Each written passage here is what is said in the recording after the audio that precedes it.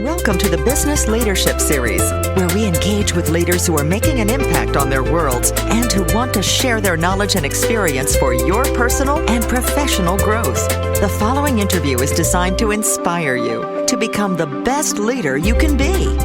Your host, Derek Champagne, is the founder and CEO of The Artist Evolution, a full-service agency building successful brands, marketing tools, and campaigns, and also the author of the best-selling book, Don't Buy a Duck. And now, let's begin today's Leadership Series interview. Welcome to the Business Leadership Series, where our goal is to inspire you to become the best leader that you can be. We've got a treat today. We've got Ross Cully in the house, in our studio. He is the CEO and co-founder of the Harvest Group.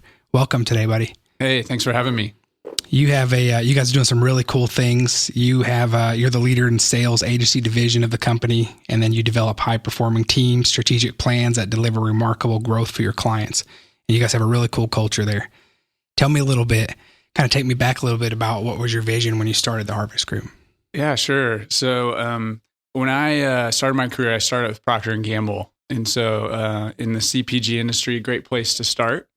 And decided after a couple of years to jump into small business. And that's where I met my co-founder at the Harvest Group. And so really in the industry that we're at, CPG, in the region that we live in, Arkansas, Walmart and Sam's Club is a pretty big deal, as you know. Yes. And so when we looked at our industry space, we really just saw an opportunity. And it was really my business partner, Bill Waitsman, that saw it. But 10 years ago when we were founded, small and mid-sized manufacturers that were trying to break into retail, there wasn't a lot of solutions for them to get in. And they were competing against a lot of the big companies that had put resources up against the retailer. And so it was kind of a David and Goliath situation. And so the solution providers that were in the space, there's not a great reputation for our industry. And so it's kind of overpromise, underdeliver kind of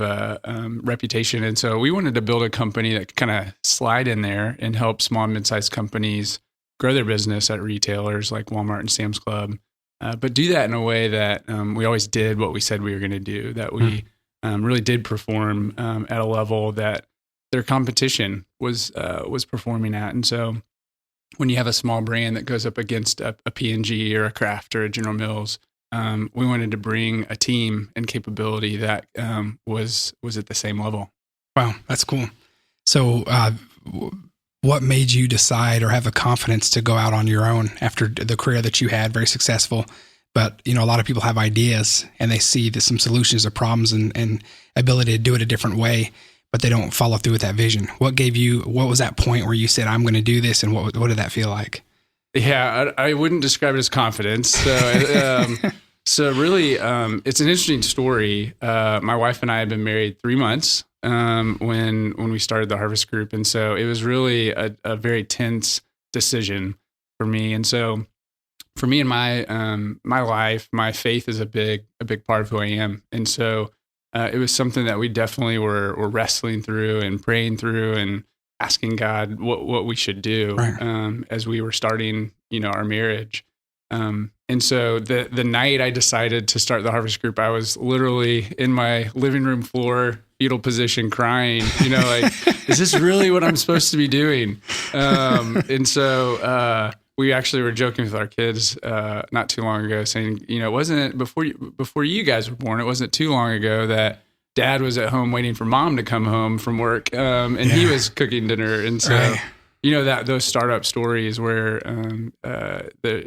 you have an idea and that's it. And so that was that night was the moment that we decided it was a step of faith for us. We certainly, I wish it was like the confidence in myself story, but it's actually a humbling detail of our story that I remember back to quite a bit. I think the other thing for me was certainly having a partner. And so there was a lot of confidence I had in joining up with Bill, because when we started Harvest, I was quite young. I was 26. And so Bill was a mentor and a friend and somebody that gave me confidence to take that leap of faith. Wow. That's exciting. I've have some similar stories with starting this company as well. So I wasn't maybe crying in the fetal position, but maybe in a different position. But I can relate to that. And yeah, you're right. So many go out and start it with valor and a different kind of energy. But you're very strategic too, aren't you? Yeah, I do enjoy thinking that way. Okay, so I got to know when you had that vision that night and made that decision. We talked to somebody yesterday who their journey started here and then it ended over here, and it was just this amazing story, different than they thought, but they had this vision and they stayed true to it. What has yours been like? Mine's been filled with surprises, and I've been places that I didn't expect to be in good ways. Right. But tell me, how's it evolved for you? Where you started that first day with that vision, and where you are now? Yeah, for me, it's more unfolded as a journey, and so it's not been a well thought out plan that hasn't changed, and we've stayed committed to it, and so I do enjoy thinking strategically, but in my makeup and just who I am, I also do enjoy living by faith and being able to take steps before I can see it all, and letting circumstances play out. And so for us, when we started, day one was, literally going and getting cell phones and computers, and, we were at the easy part, right? Yeah, the dining room table and those things. But originally we wanted to start a very small company. We had in our mind less than 10 people, shorts and flip flops, kind of a real chill lifestyle business. Right. And as we got started, we just had a lot more growth momentum behind our idea, and we attracted some really talented people. And we had to decide as owners, how do we want to approach the growth that's coming our way and the talent that was coming our way? And we just decided that we felt like we were supposed to steward that growth well. Right. And so our vision began to shift. And so that's when we spent some intentional time saying, man, what is our mission going to be? Where are we headed?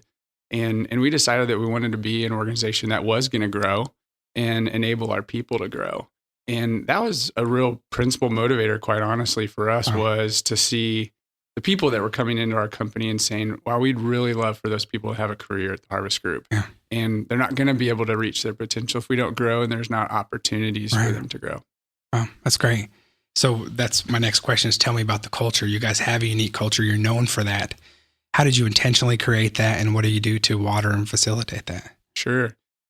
Yeah, we're a very mission, vision, values-driven organization, and so here locally in Arkansas, out of John Brown University, there's a great organization called the Sutterquist Center that helped us frame that. Oh. And so our mission, our vision, and values really drive a lot of our decisions, and in that mission is a unique aspect of the Harvest Group in that we're a faith-based company, and so our mission statement is to glorify God by growing our clients' business. We're in the professional services firm, and enabling our people to grow. Kind of what I referred to earlier, wanting to be a company that really helps our people grow. And so that faith-based aspect really is driven from, for me personally, as a follower of Jesus, just wanting to do everything in my life to be oriented toward Him.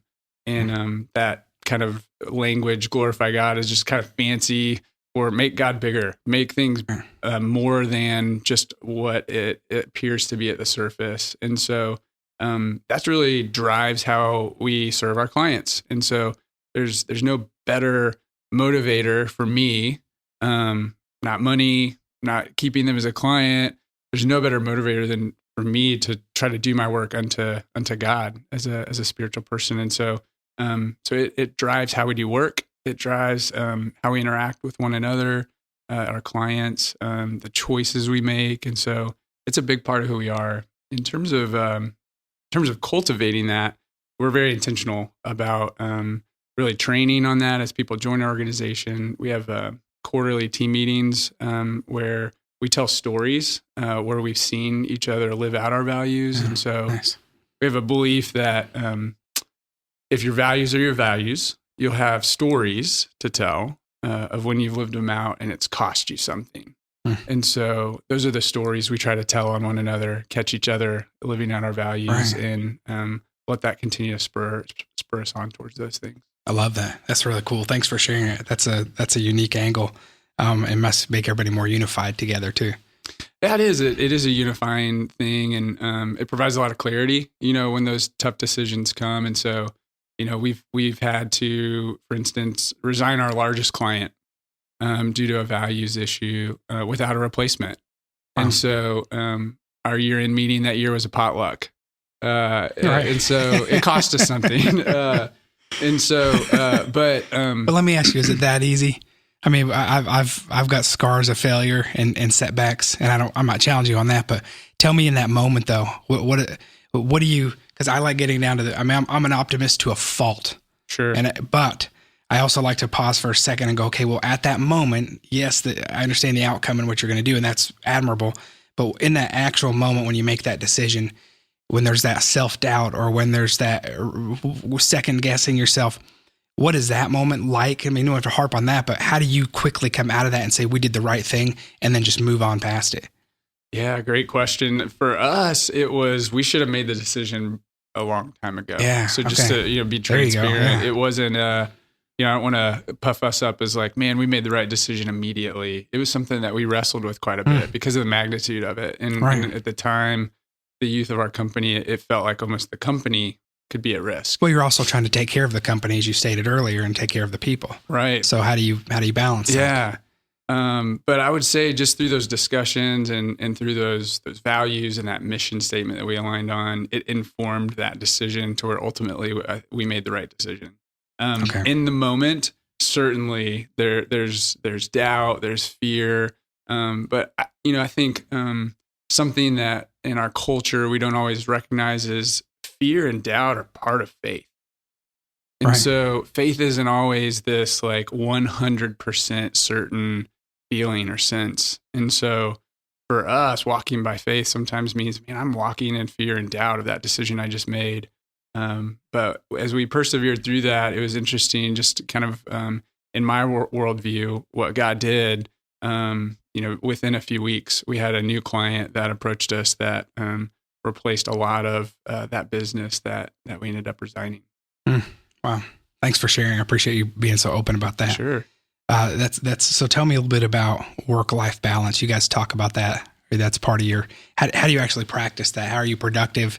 How do you get the workaholics among you to step back? How do you meet production? Client demands and this business and your business are pretty high. Yeah. They're very demanding. We're in a similar line of work, so we understand. How do you actually practice that balance?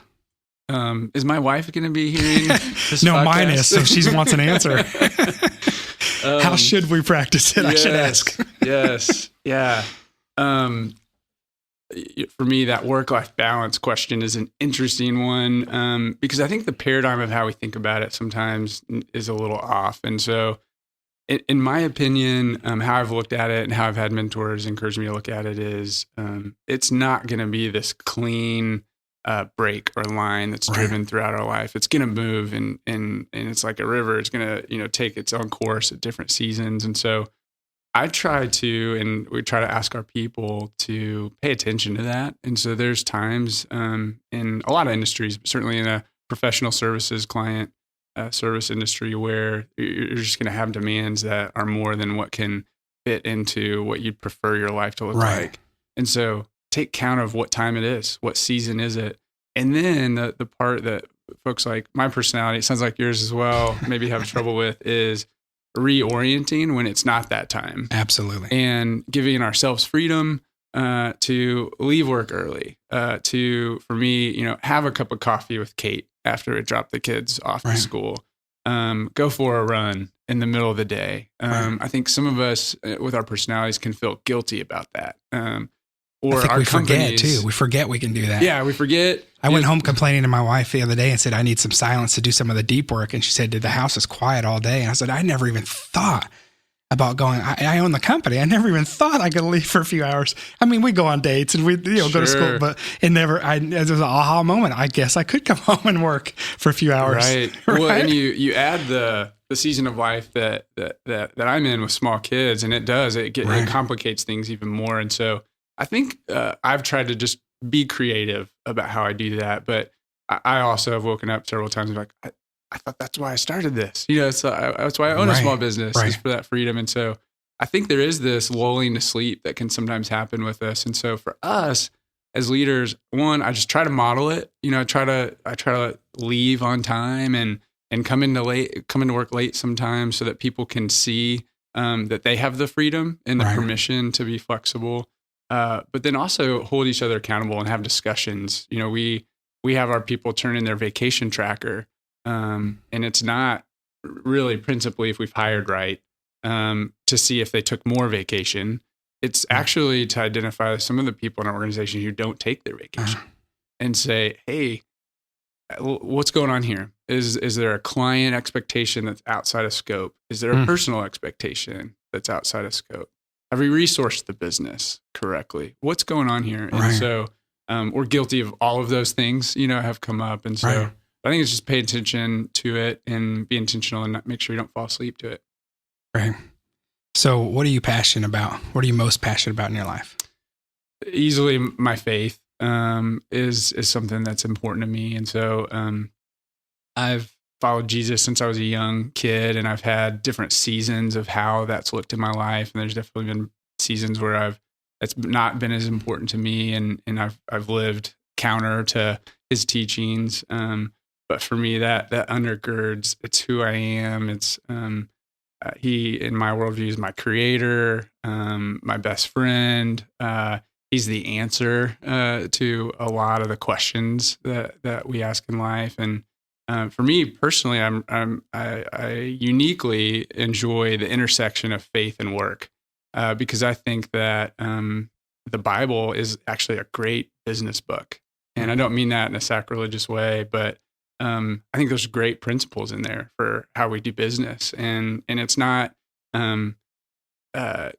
good in a moral sense, but bad in a business sense. I mean, it's good in a moral sense and good from a business sense. And so I hopefully on my best days am the same Ross when I'm at home, when I'm at work, when I'm at church. And so that's easily the most important thing in my life. Nice.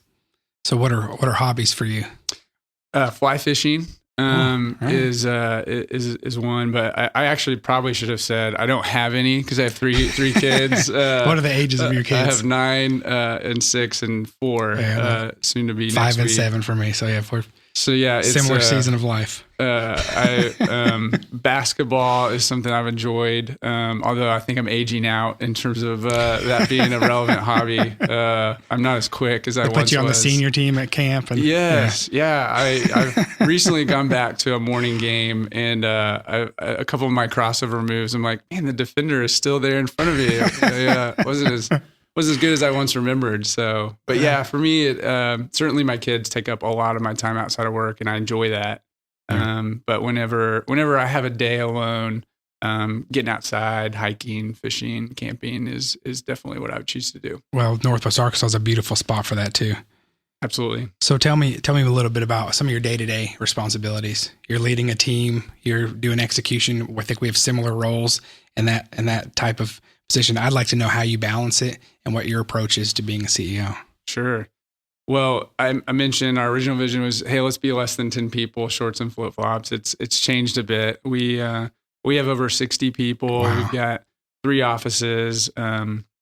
My business partners and I clarified our roles about a year ago, where I took on the CEO role. But prior to that, we just managed really by committee and by consensus. And so really that role of trying to be a directional leader as a CEO is about 10 months old for me. So I'm learning. I'm a rookie.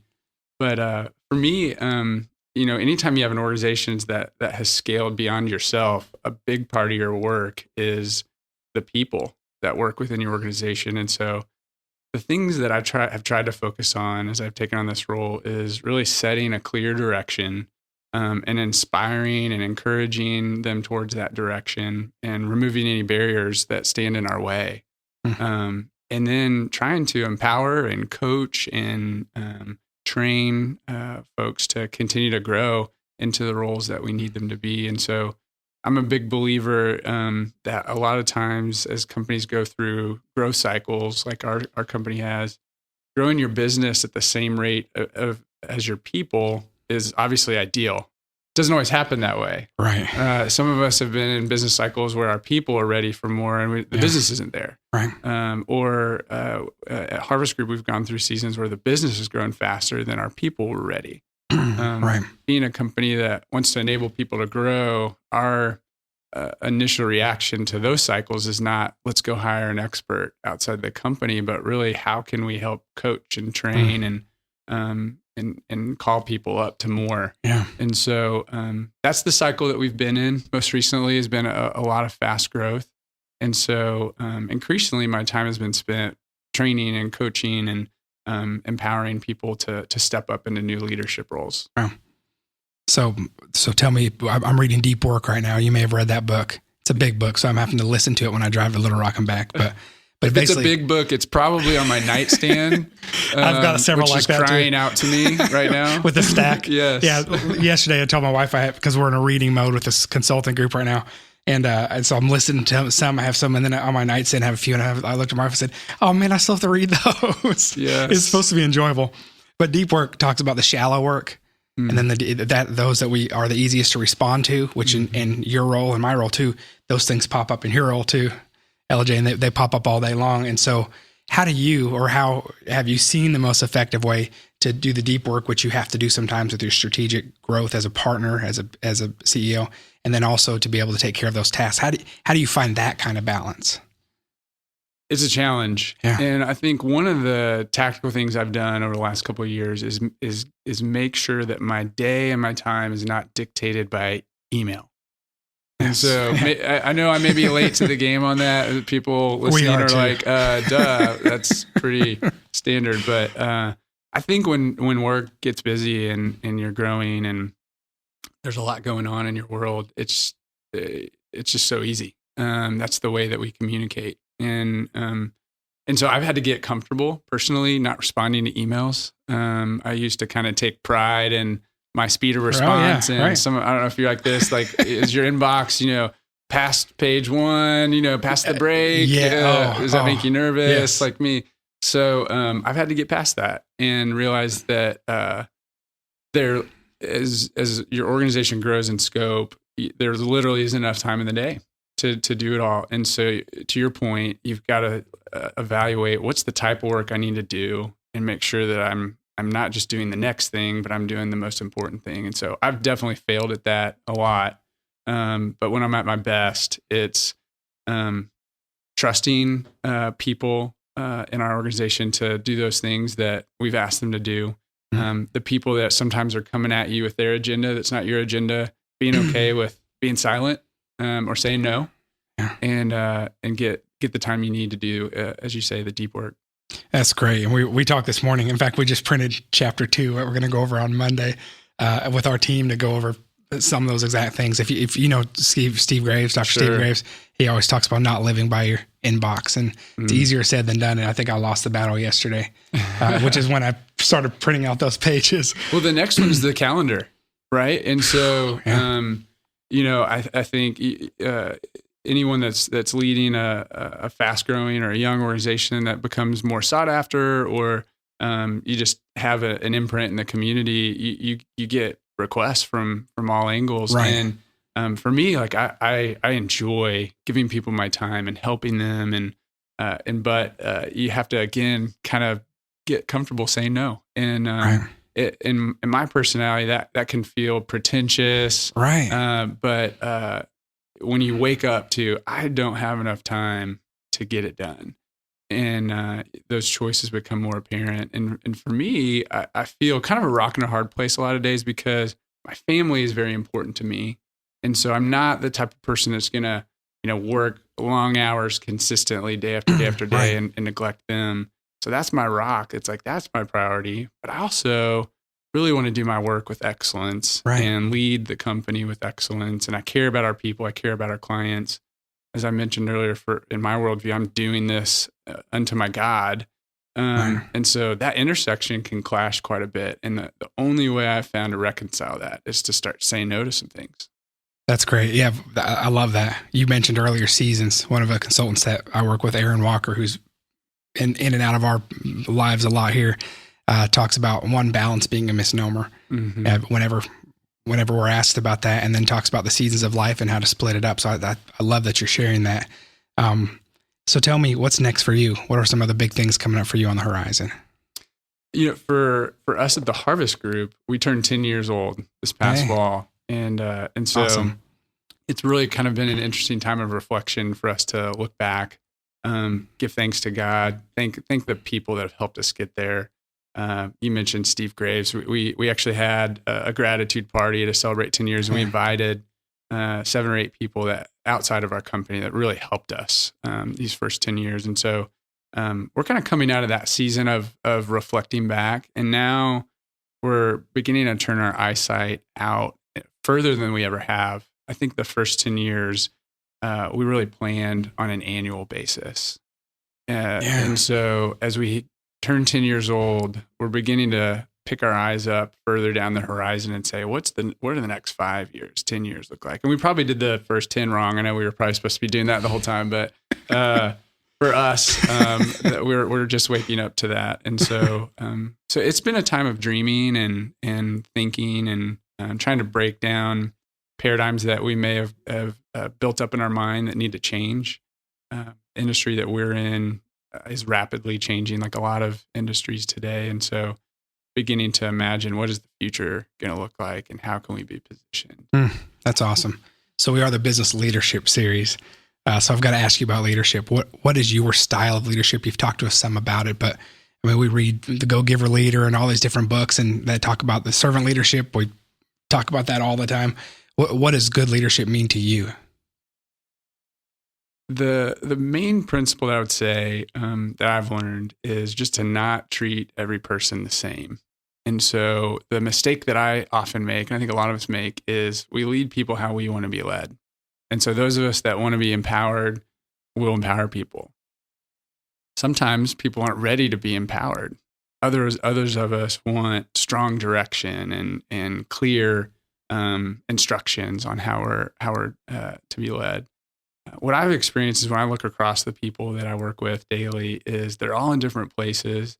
And even within a certain person, depending on the task, they're in a different place. And so I think the real art and science of leadership and management is really studying who you're interacting with. And it takes time and it's a skill, but learning what do they need help with? Where are they at in their development? And then giving them what they need. And I'm not saying that I nail that every day, but for me, studying where people are at and trying to treat them all differently and treat even situations within a certain person differently is kind of the key. I am a recovering, founder, if you will. Right. And so I've learned that I hold things pretty tight. When you start a company out of your dining room, it's hard to let go. And so, yes. So I'm learning that, and my the people that we have are so worthy of the empowerment and letting them lead, and so it's not at all an issue with talent. I'm finding it's really an issue with me of being just a recovering founder that needs to let others go. One of my business partners joked with me last week. He said, "Sometimes I think we should just go home and let these talented people that we've hired that are different than us, that have in some cases better skill in certain areas than us, let them lead." And so I'm learning about that myself right now, as to just the difficulty of that. That's powerful, though. That that's a testament to what you guys have built the right way, though, on the foundation and growth that you've had to be able to build something to the point where you could possibly step away. And that's what you're supposed to do if you're building a company right. From what I've read anyway. Yeah. And from what I've seen is the ability of them. And also to know one of the definitions of servant leadership with CEO Global on the courses that we studied. I got to guest lecture on one. I read. I said, "I'm not a servant leader. You have me teaching this," and so I learned more than the students probably. So I was sharing all of my shortcomings the whole time I talked, learning right there with them. But one of them was a good leader knows when to step out of the way and let the company grow past him, because you're building something that's a legacy and a value for future generations. That's leaving really a big legacy and a mark. Absolutely. I totally agree with that. And so for us as founders of something that has grown and that we've attracted great talent, that's for us, I think, part of a turning of the page, if you will, in our next 10 years is this going to take different approaches to how we grow the next 10 years and the next section of growth. And so I think as leaders, the best ones have a repertoire of activities and approaches, and they can shift gears within that. And so I'm trying to diversify my leadership style in those ways. That's fun though. I mean, I see some leaders of small businesses and large who never evolve. Mm-hmm. And that's okay. They run good companies. And in the course of doing close to 100 interviews here, just specifically for this project, we see so many different leadership styles, and some are top down and they listen or they're out, and others are more go-giver leader. You can't push a rope, you pull it. It's about having confidence in yourself before you can be humble with your team. And then, so there's so many different styles, but my favorite are those that continue to evolve, because that's the kind of leader I want to be as well.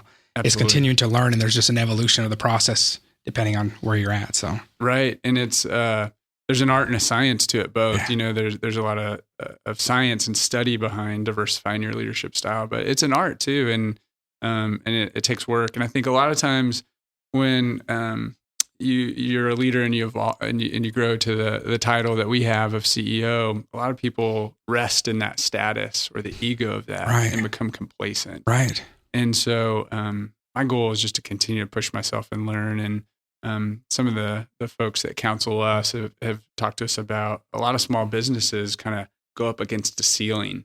And that ceiling a lot of times is predicated on the founders. Right. Like it's their personal ceiling. Yes. And they either don't evolve, don't grow to get to break through that ceiling, or they need to hand the reins over to somebody else that can take the company on the next leg of the journey. And so we're not ready to hand the reins over completely. So we're trying to evolve and grow to be the leaders the company needs the next 10. Very cool. Yeah. So the last question I have is, tell me about, I've got a mastermind group that I just started in recently where I get to learn from some Aaron Walker, some other really great people that keep me accountable, and my balance and other things like that, and exercise, diet, all those things, family time, work goals that have been life-changing. I'm a very driven person, but that accountability and that kind of reining me back in, and also keeping the owner from being full of themselves, which I don't think that I am. But you can easily go down the wrong track, like you said, where your ceiling is yourself.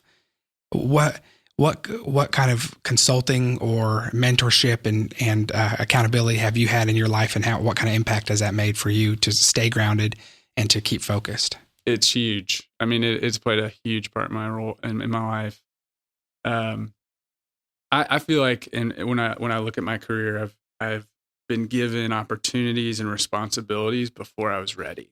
And so that has really led me to lean on other people very, very naturally. My personality is probably not driven towards that, but because of the circumstances of my career and those responsibilities, it's just I've leaned in that direction, and it's been phenomenally important to who I am personally and professionally. And so, I mean, there's probably 20 names, on that list, and so. It's everything from business consultants to friends to peers to people outside of my industry that I just respect in their character and their family life and who they are. It's been my dad. And then most importantly, it's been my wife. I don't always follow her counsel and advice, but I've learned that that's a mistake when I don't, because she has great discernment, and she knows me better than anyone else. Right. And so, but I do believe when I'm alone, that's dangerous. And I think that man's not meant to be alone. And so being in community, having mentors, having accountability, whether that's a person that's older than you or whether it's a peer, in different stages of my life, it's looked differently. It's been a formal coach that's older and more advanced in their career. It's been a friend that I ran with that was a peer, but that knew me and would ask me hard questions. And so I don't think it has to look one way. The other thing I think about mentorship and accountability is it doesn't have to be forever. Right. I try to tell folks that when they're looking for a mentor, when you're approaching someone, it doesn't need to be your lifelong friend forever. It could be that person has something to offer you for a season. Right. And as I'm becoming more of the person on the other end of that request of, hey, would you spend time with me? I'm trying to also set that expectation like, hey, I would love to. Well, let's do this for a season and then see where it leads. But definitely mentorship and accountability has been very key to my life. It's great wisdom. Yeah, we're not meant to live in isolation. I've heard it said, and you have too, I'm sure, that we're the sum of the 5 people that we hang out with as well. So it's great to get counsel and those that have the character and have the experience and the wisdom that we would like to have. Absolutely. And we don't know what we don't know. I love that. So the last question I have for you on the mentorship angle, though, is I realized one day, and I'm 41, and I'm late to the game again because I was more of an entrepreneur than I thought I was a leader, and then woke up one day and was like, oops, I guess I'm a leader, right? And so some entrepreneur wired people are that way. We just want to create and tinker, and then we go, I'm in a bunch of people to lead. Exactly. So, and then I also realized one day that I was not the young guy who was supposed to look for the mentor.